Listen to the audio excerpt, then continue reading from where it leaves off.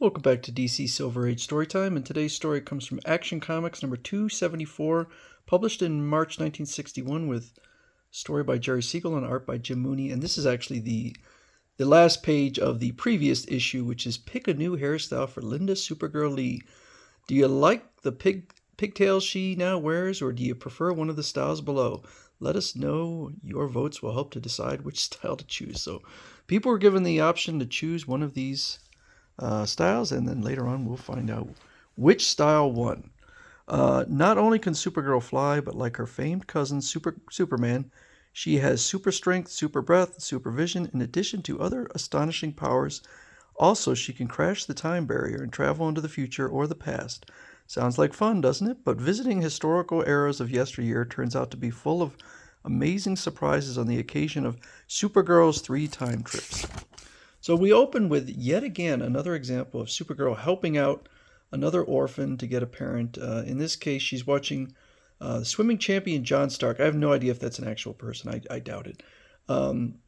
He's interested in adopting Eddie Moran, but as this champion swimmer's in the water, he gets a cramp, and so he's going to drown. The boy jumps in, but she looks and she says, I don't think he's strong enough to carry him back, so she assists him, and then he says, you saved my life, son. My wife and I will sign the adoption papers, okay? Oh, yes, sir. I mean, yes, Dad. So the teacher at Midvale, she says, today each of you is to write an essay on the famous person of the past I would most like to be. And so she starts trying to decide Annie Oakley, Betsy Ross, Pocahontas, and she chooses to just fly back in time to help her with her report. So the first one she goes to is Annie Oakley, who I guess must bear a striking resemblance to her. And she says, she seems perspiring. Maybe she's ill. I'll find out what's wrong. Women do perspire. She does look like she's quite active, but Supergirl is right. She is actually very ill.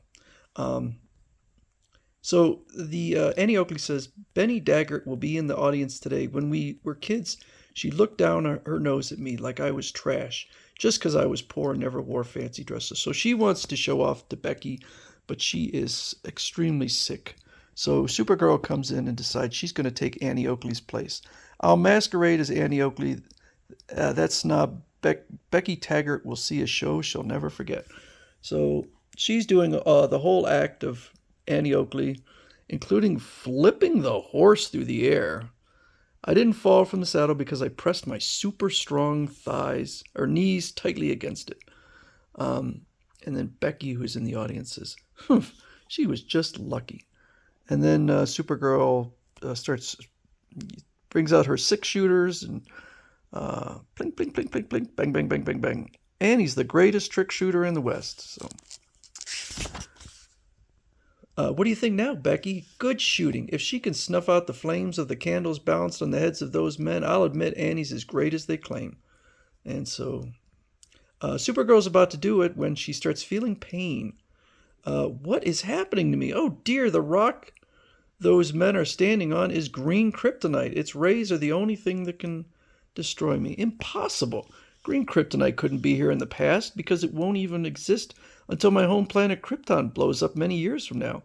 In the future, each fragment of the exploded planet Krypton was transformed into deadly kryptonite.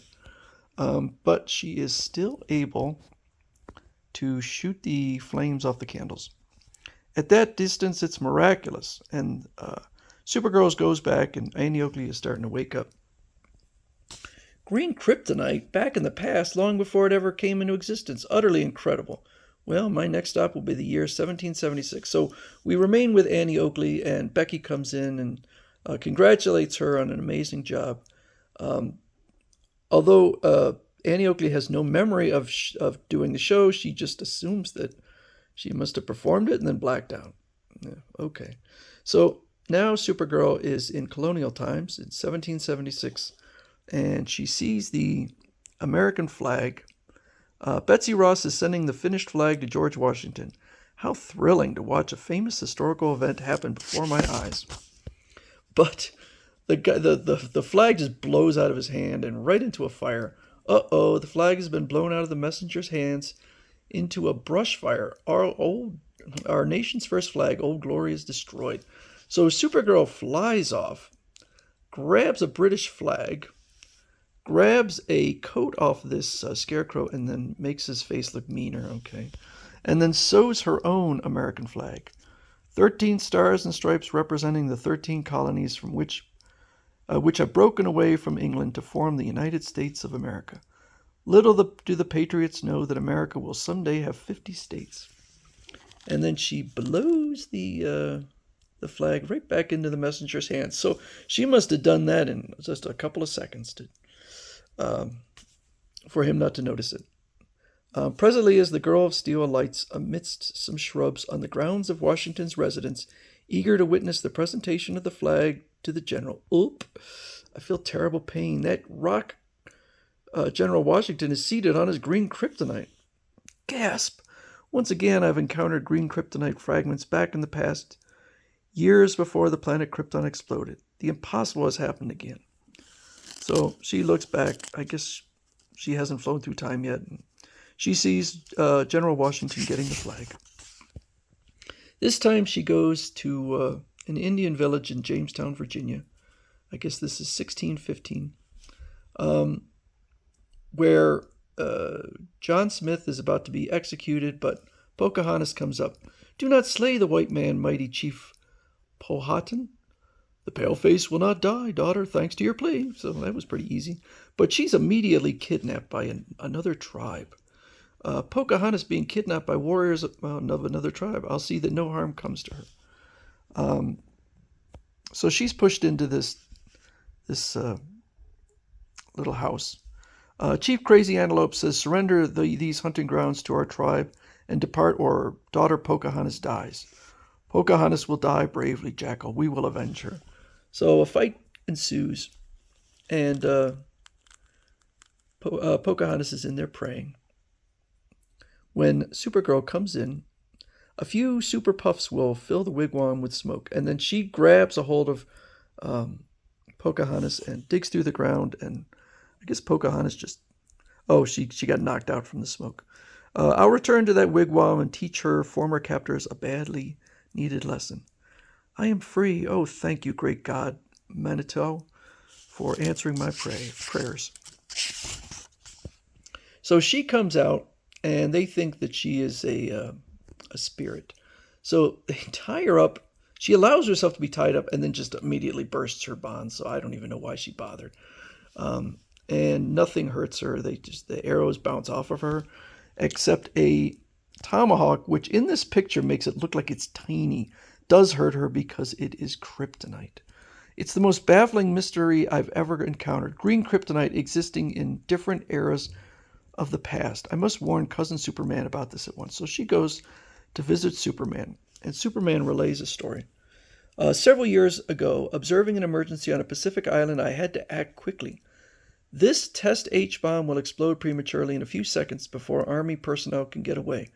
I'll toss it into the stratosphere. I wonder how he discovered that it was about to explode.